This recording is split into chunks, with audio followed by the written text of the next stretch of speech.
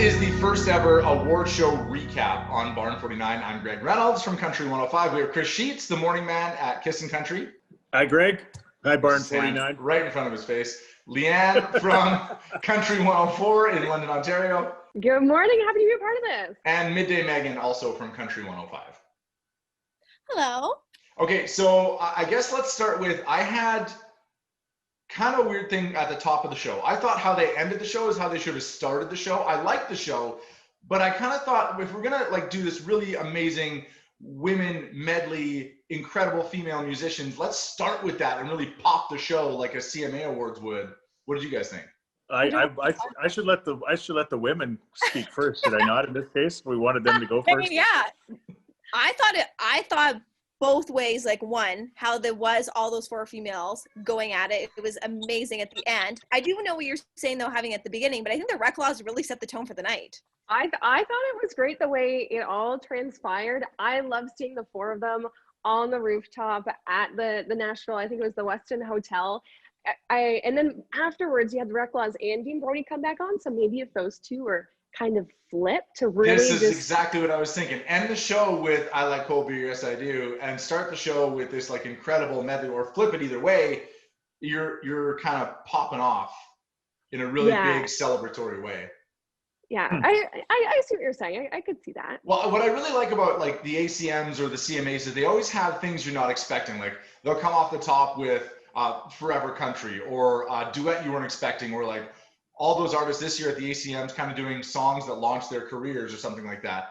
And I think with an award show, you kind of like in radio, you kind of need to hook people in that first segment, right? And I'm not saying the Rec Laws did a bad job. They did an awesome job, but I think it needed to be punchier. Interesting. Yeah. See, that's why you're moderating this, because I hadn't thought of that. I hadn't thought of a lot, I guess. I was just hammering cheese watching the award show. It was great.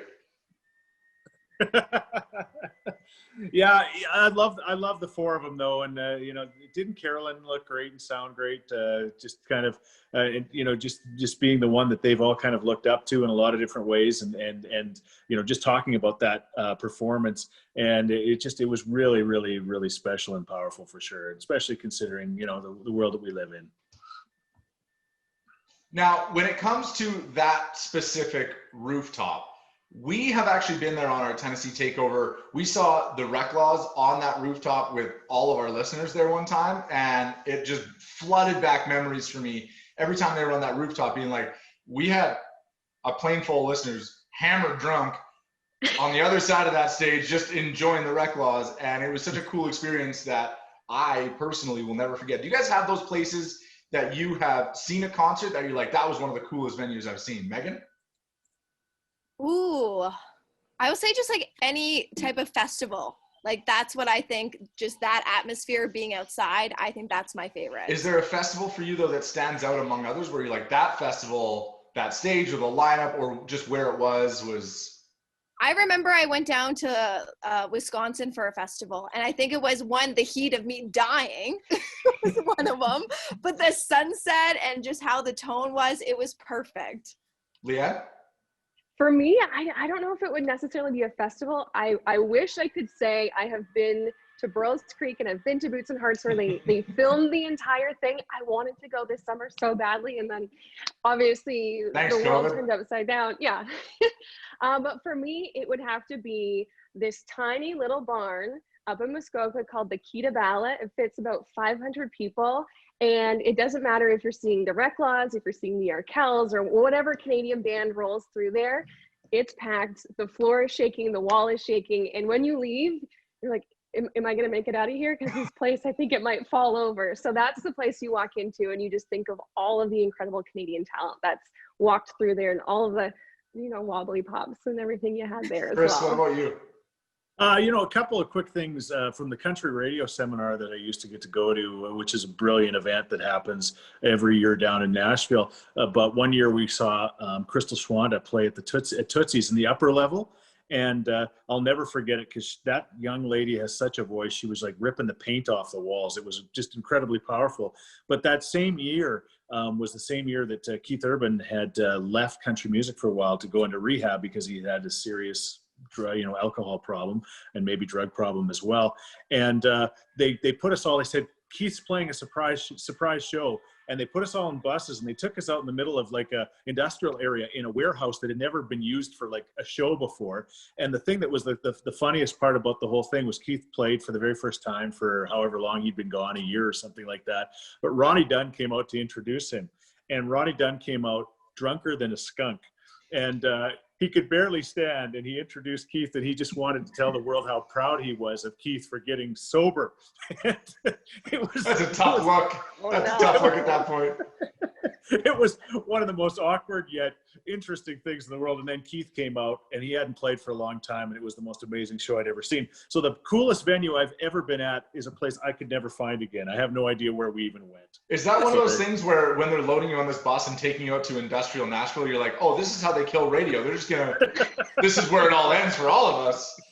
This is how we all get fired. What a surprise. Okay. And mass firing. This is, you're gone, you're gone, you're gone. If you're in the warehouse, you're fired. You don't have a plane ticket home. Chris, pretty much. Speaking of, you've got some legendary stories. We watched Tenille Townes win her second straight Female Artist of the Year last night. Were you really the first one to ever play Tenille on the radio? I really was the very first one. She had a song called Home Now, and she was 14 years old, and she wrote it, and it was about a dad, a soldier dad, who was off fighting, of course, for his country, and he loses his life, and it was from the daughter's perspective. And I got a wind of her. I knew of Tenille, and got a copy of the song, and we brought her into the studio, and she played it live in the CISN studio, just like we have the studio now. And I remember people absolutely loving it. And Tenille, it's not like from that day forward she became a huge star, because she didn't. She continued to work really, really hard at her craft. More importantly, she worked behind the scenes doing all this incredible charity work with her amazing event she does in Grand Prairie every year, where they've raised millions for kids. And she won the humanitarian award at the CCMAs. I think she was 15 years old when she won that. And at that point, she wasn't getting played on radio or anything like that. And it's come, instead of, she gave back first, and the rest has come since. And she is just the nicest, sweetest, most genuine person on the planet. So yeah, I did get a chance to play her first. So it was pretty cool. For those of us who are not allowed to ever touch the music, how as a radio person do you get away with playing things that you aren't supposed to? I think, you know what? I was the drive home program director at the time, so it made it pretty easy. Yeah. Okay. That is a cool story. She also told me a story about, do you guys remember your very first concert, who you went to, who you saw, what happened there? Megan, we'll start with you. Yeah, well, I actually don't remember it. Good work. I was so young. My mom actually did take me to George Strait, but I was like a kid. I'm pretty sure I had like the headphones still on my head because it was so loud. So I don't actually remember it, but I still say that's my first concert, because how cool is that? Leeanne? That is cool. I don't know if I can live up to that. I remember there's got to be something before this, but I remember like season 2 of American Idol, the top 10 finalists would do their arena tours. Oh, Greg, I know, it's so embarrassing. I think it was season 2 or might have been season 3. And my friends called me, they're like, we got a box, we're going. And I was like, what's a box? Sure, I'll come with you, because I hadn't been to a show before. And that was the first one in Toronto when it was called the ACC back in the day. Clay Aiken, Ruben Studdard, solid season. I think even, there was some solid people on there. Mine was, I wasn't laughing at you. I was just laughing at American Idol season 2 touring, because mine was Hillary Duff. So I can't judge anybody. Hillary Duff is great. She's fantastic. Now, 4 16-year-old dudes should not have been at a Hillary Duff concert with a bunch of moms and their kids, but we were there, and we went twice, and we got on YTV, which was even better. Chris, do you remember yours? I think I was about 5, and my parents blessed me with the love of country music that I have. So I think it was Don Williams at the Jubilee Auditorium, which was amazing. My very first date with my now wife of almost 30 years, we went to a Nitty Gritty Dirt Band Judd's concert at the Jubilee Auditorium, and we were 15 years old at the time. I was 15, she was 14. I didn't even have a driver's license. I had to get my cousins to drive us to our first date, and we went to a Judd's Nitty Gritty Dirt Band concert. So there you go. And I didn't even get seats beside each other, because this thing was sold out. So you take a girl on a date, and then she sits one row ahead of you, a couple over. So, man, That's romance, man. What a classy kid I was. The reason I bring it up is because Sunil talked in her acceptance speech last night about the dreamers and the girls writing songs at home, because that's what she was when Shania Twain was winning all these awards. And her first concert, going from Grand Prairie, they had like an 8-hour drive or something, was to Shania Twain in Edmonton. And Shania brought her on stage and had her sing to the entire audience. And she's like, I was freaking out. She's like, what song do you want to sing? And she's like, of course I want to sing one of your songs. So she sang Shania with Shania in front of a whole bunch of people at like 8 years old and just lost her mind. Wow. So it's a lot cooler than all of our first concerts, by the way. Meant to be. Now, the only thing I will say, and I love Tennille, I think she won, but Mackenzie Porter, I felt got a little overlooked because she is the first female in forever to have not one, not two, but 3 straight #1s on the radio. And I just felt like maybe it was time to give her some recognition, maybe next year. Sometimes it takes a year or two, right? Like Dallas Smith, it took a while for him. I remember, even his record company, everybody was frustrated because he'd had the songs, he'd had the hits to make it happen. But you're right. Sometimes it takes that extra year of waiting and you can get impatient. But Mackenzie has had a great stretch for sure. She had one of my favorite performances last night as well. One of the things I really liked last night was the sort of into commercial, out of commercial, just, lifestyle bits with the artists. And so I wanted to ask you one of them I thought was good. What have you learned about yourself or your partner during quarantine, Chris? Didn't everybody just say patience? Yeah. You know what? My wife has lost weight during quarantine. I've gained weight. So I've learned I should be more like my wife. You knew that already, though. I could have told you that when I first met you. Leeanne, what have you learned about yourself or somebody else during quarantine? Oh gosh, I've learned that I love and hate technology because you can be on Zoom calls all day long, and some days it's great, some days it's just terrible. But one thing I actually did learn is, I've been walking around my neighborhood. I'm just that crazy person that does the same loop every single day just to get outside. And there's I've lived in this neighborhood for 3 years. There's trails just like the next block over, but it took COVID for me to figure it out and to actually get outside. Finally everybody's friendly, I'm sure, and is finally waving and smiling and saying hello. Yeah, exactly. We have a guy in our neighborhood who does the same walk every day with kettlebells, and I'm like, you're the strongest man alive. I don't know what's happening right now. Wow. I'm not doing that. Megan, what have you learned about yourself during quarantine? Well, I definitely like my me time, but it's for me trying to also make sure that I'm prioritizing my friends and family, because I could just, after work, go home, have all my space to myself. And I'm like, hey, just because I can't see people doesn't mean I can't, phone up them and FaceTime. So I've been trying to get much better at that. I learned I hate FaceTime. That's the thing that I learned during quarantine. I hate FaceTime so much. This right now, I don't even like this. I'd rather have my video off. Because do I look at myself? Do I look at you? How long do I have to hold my phone in front of my face? It's just, I hate it. I hate everything. Your arm gets tired. My mother-in-law has a new thing where she just FaceTimes me every morning, and 99% of the time I don't pick it up. But it's like, why are you FaceTiming me? What's happening? Don't do that. Stop that. I also learned that I'm a fantastic baker, which I didn't know before. But you learn new things when you have time on your hands. Yeah, what's the specialty, Greg? Well, so far I've made 2 things. The salted caramel chocolate cheesecake was delightful. Wow. But also the Minnie Mouse birthday cake I made for my daughter was pretty exceptional too. So both of those were fantastic. The icing job on that. Good stuff, 10 right? 10 out of 10. You deserve a CCMA award for that. Speaking of food, what did we think about Bobby from the James Barker Band shouting out hummus as to why he misses touring? Why out of all those? Why hummus?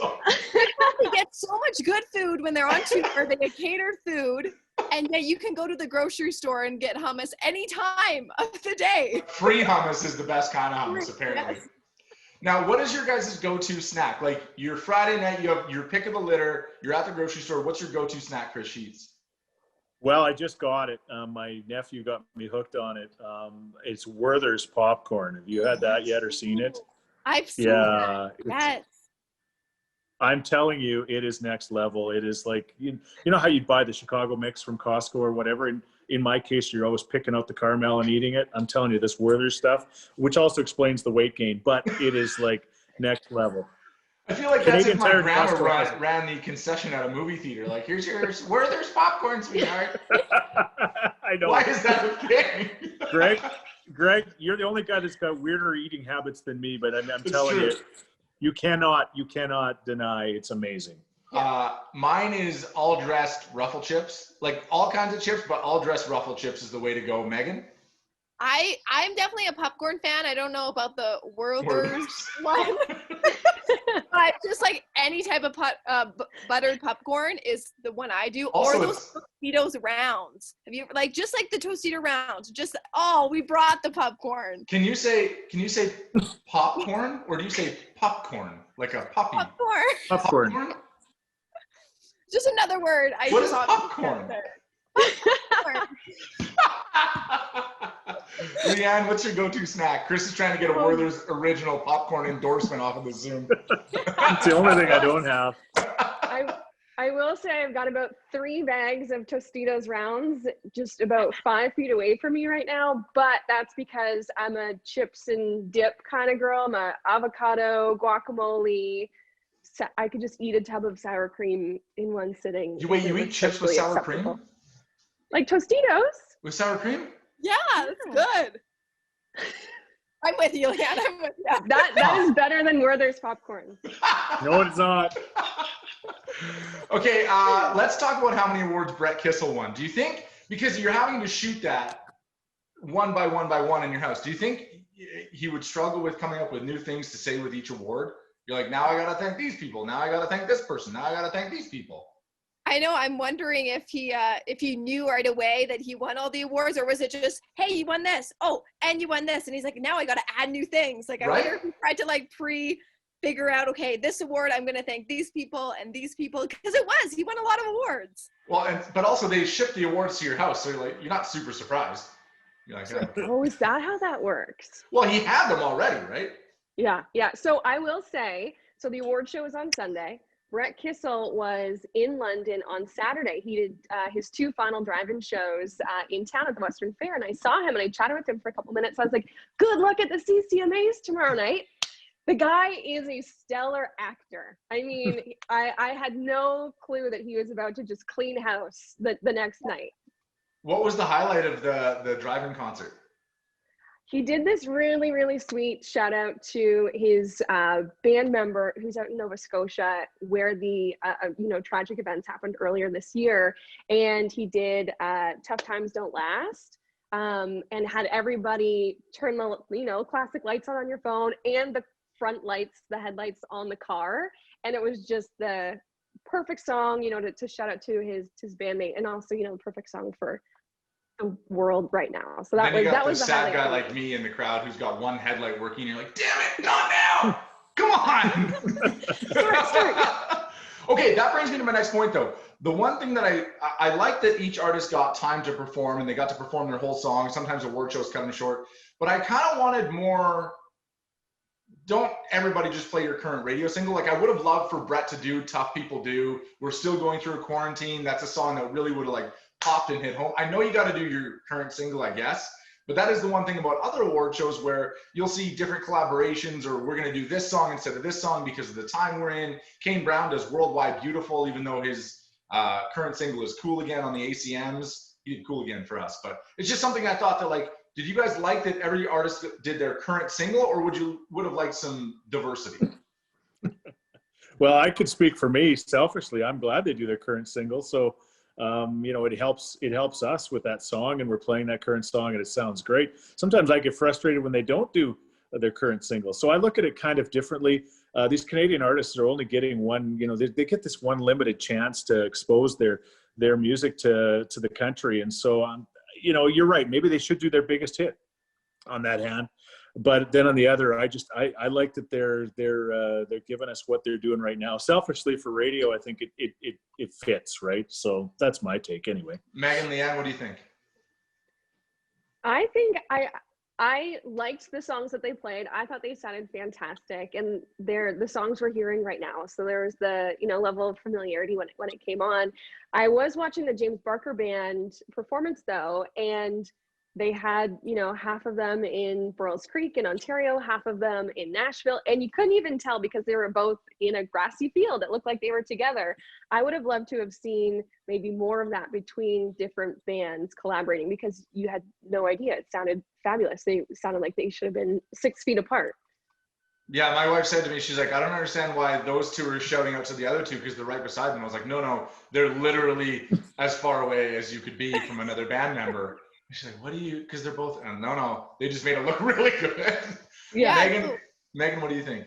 No, they made it look really good for James Barker. But yeah, for all of the performances, I do like the song choices that they did. However, I always think for an award show, it would be cool if we could get a new song that I haven't heard before. You know, this is like the debut of this single that we're going to release in a couple of weeks or something along those lines. You know, if Dallas Smith played that new one that he has with Hardy, that would have been really cool. Because, you know, we've heard all of the Dallas Smith songs. We've heard all the Bright Kissel songs. Let's hear something new that we haven't heard. And what a great stage that could be with the award shows like the CCMA. Or if you're going to do the song that we've heard, do like the Hunter Brothers did, bring in the strings and make it just like a little tweak on it.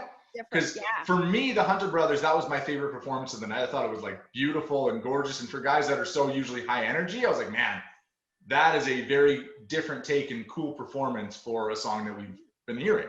Yeah, and how Jade Eagleson did Close acoustically for the first little bit. I'm like, whoa, because I thought that song would sound so good, just his voice and a guitar, and it did sound great, right? So you get that little bit different where you don't hear on the radio, that version. Yeah, exactly. That's sort of just the little tweaks and twists. Just for an award show, just give us a little something maybe we haven't seen or heard before. But they were fantastic. I'm not complaining, I'm just ideas. Yes, we're just giving suggestions. Because like I said, my favorite performance was Hard Dirt from the Hunter Brothers. I will say that till the cows come home. Chris, who had your favorite performance? Oh boy, you know, probably Tennille. I think that Jersey on the Wall and her just playing with that guitar that's 3 times her size, and she just goes, and just like watching her on the Academy of Country Music Awards, I just can't. It's exciting to see how far she's come and how much she deserves it. So just to see her rip, and that's such a powerful song too. So I like that. Leeanne? I was actually pleasantly surprised by Don Amaro, who's the part of the Top of the Country program. He did his acoustic performance. It looked like it was in like the top level of a barn. I hadn't personally, you know, listened to his tunes before, so I was like, oh my gosh, who is this guy? Like, this is awesome. Mackenzie Porter, I have a total girl crush on her, so she's up there. But I do think that Jade Eagleson's was my favorite. I like that he was hanging out on the back of the truck. The drummer was actually in the bed. And he's like just a classic country guy with his classic, you know, country shirt on and the actual cowboy hat. So that one for me was perfect. Megan? You love the mullets too. You love the mullets. I do gotta agree with Jade's performance, because it reminded me from the music videos that he's shot in the past, how it is looking like he's on a farm just in the back of the truck bed. That's what it reminded me of. I also like JoJo Mason's because I just think he sounded so good last night. So toss up between those two boys. I will say, we were talking about, you know, adding a new song in. I was so hoping and crossing my fingers that Jade would do the song that Chris Stapleton wrote that's on his new album Boomtown, because that would have been like, oh no way, because that song is so beautiful. His voice sounds so great on it, and it would have been a new, like, here's a new song that maybe you haven't heard, check out my album, money buy it. Yes. Making it rain. Money buy it. I also love that I think the James Barker band were the only ones to give their parents a shout out, from what I remember anyways. I'm like, let's give some parents a little more love here. There was a lot of wives and managers. Now that I'm like, when Peyton's winning awards, she better thank me first, and then maybe her management and whoever. So Justine was the one that got to introduce an award, right? Justine's seen artists 60, 70 times. Chris, who's the artist you've seen the most? Probably Brad Kissel, I would think. Keith Urban would be up there too. I've probably seen Keith Urban. Well, yeah. Probably. I was thinking Garth. I've seen Garth about 6 times, but I've seen Keith more than 6 times. And what would your guess be for Kissel and Keith? How many would you have seen them? I bet I've seen Keith Urban over 10 for sure. Yeah. And I'd go see him tomorrow if he was playing somewhere. He's so good. Leeanne, who's the artist you've seen the most? Okay, I'm not in double digits with any country artist, I don't think, but I've seen probably Keith and Zach Brown Band the most. They're Because so I good. there's so many of them and they're so good. And they put on a killer When show. out of nowhere they go into Metallica and you're like, what is happening? This is so cool. Yeah. Megan, who have you seen the most? I think for us too, just like in radio and Canadian radio, we see a lot of Canadian artists all the time, you know, whether they're opening up for a band or there's at festivals. So I think for me, Brett Kissel's definitely on the top of the list. I think I'm at 13 times. Whoa. With Brett, yeah. Restraining order. I know. I'm like, whoa, calm down here. But he's just, that guy is actually everywhere. I don't think he gets enough sleep at night, honestly. No, not with 3 kids anyways. No. Yeah, that too. Mine would be, I think it's a toss-up between Eric Church, Keith Urban, and Aaron Goodman. A tie between those 3. I can't really figure out who was most. Other than Hillary Duff, it's those 3. She's up there. Dallas wins Entertainer of the Year. We're all happy with that? I was surprised. I'll say that. I wasn't sure. It was a toss-up between Dallas and Brett for me, but Dallas won last year, so he's now back-to-back years. And was that the only award he won last night? Well, in front of the camera. I think he also won for like most amount of singles sold and all this kind of background stuff, but in front of the camera, yeah.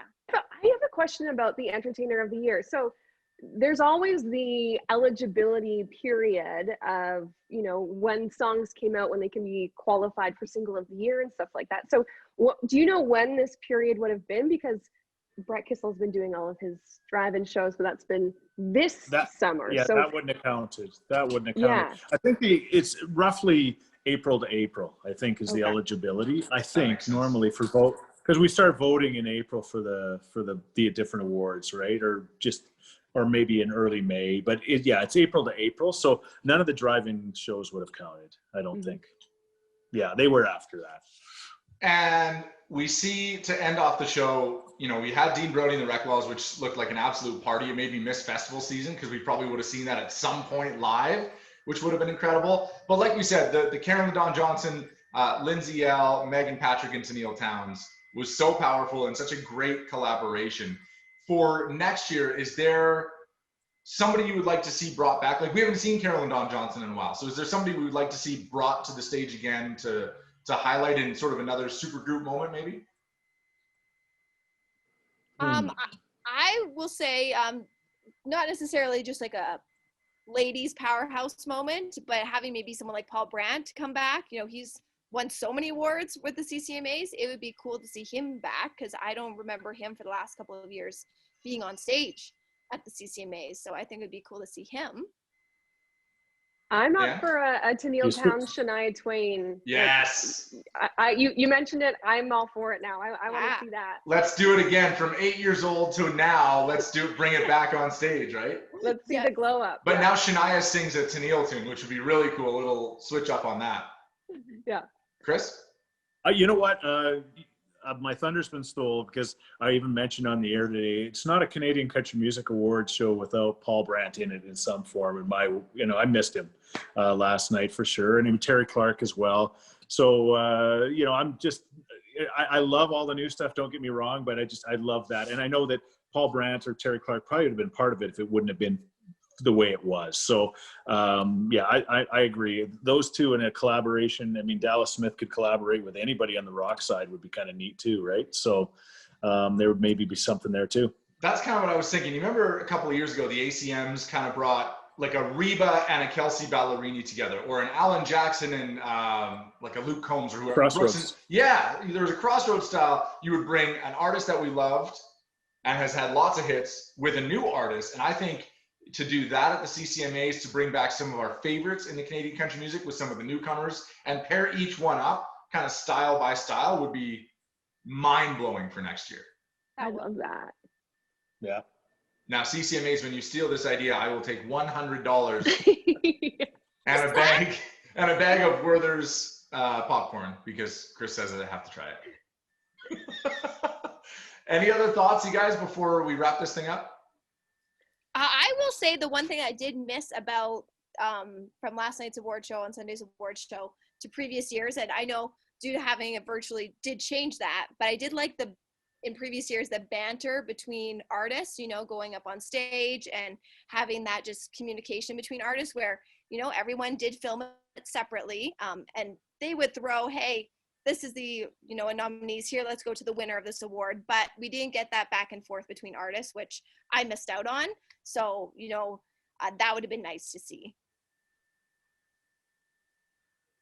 I think that sneakers have become the new cowboy boot in country music. I don't know if you noticed that, but man, was there ever a lot of sneakers? My wife was one that pointed it out to me, but Dallas runs around in his sneakers. You know, he always has on stage, but there was a lot of sneakers on the show. And I just think that maybe we should get in the business of creating some. I know Luke Combs got the Crocs, Greg. We should maybe get into the sneaker business. Hey, sneakers. That's just a sexy look. Like, but dad style, like Asics, but they go all the way up your calf. No, bright white. They're for mowing the lawn and festivals. I love it. And cargo shorts. And yes. Cargo shorts. Leeanne, any last thoughts on last night? I will say I was a little bit hesitant. You know, when you want something to be so good, but you just don't know how it's going to go. And I was so excited that the CCMA Awards were still happening and still going on. But when 9 o'clock for us rolled around, I was like, okay, what's going to happen? And I was really impressed with the way that everything unfolded, and they bounced back between Ontario and Nashville, and just the way that they were able to incorporate so many people. And you did see a little bit of behind the scenes and a little bit of how they've been dealing with COVID, and that JoJo's been learning the piano and Tebe's a FIFA soccer pro now. So I was overall very impressed with how they managed to put it all together in this world. Yeah, I think during a weird time, they put together an incredible show. You mentioned Tebe. We didn't get to talk about his all leather outfit, which looked incredibly hot. Not sexy, but like too hot to be outside in. And I just picture him as Ross Geller and friends trying to get those things up in the bathroom with cream and smack himself in the face. Gold bond. Leeanne, next year the CCMAs are in London, so we're all going to come crash at your place? Absolutely. I'll make sure I have the Werther's popcorn. I'll make sure I've got the Tostitos, everything. We'll be all set. Tostitos, Werther's popcorn. You've got some nice trails we can walk on too, so that'll be awesome. Perfect. Exactly. I'll get a poster of Hillary Duff and just hang it back here. No, you don't need to have, I got lots. I'll just bring my own. Perfect. Okay, thanks guys. That was a lot of fun. Have a great day.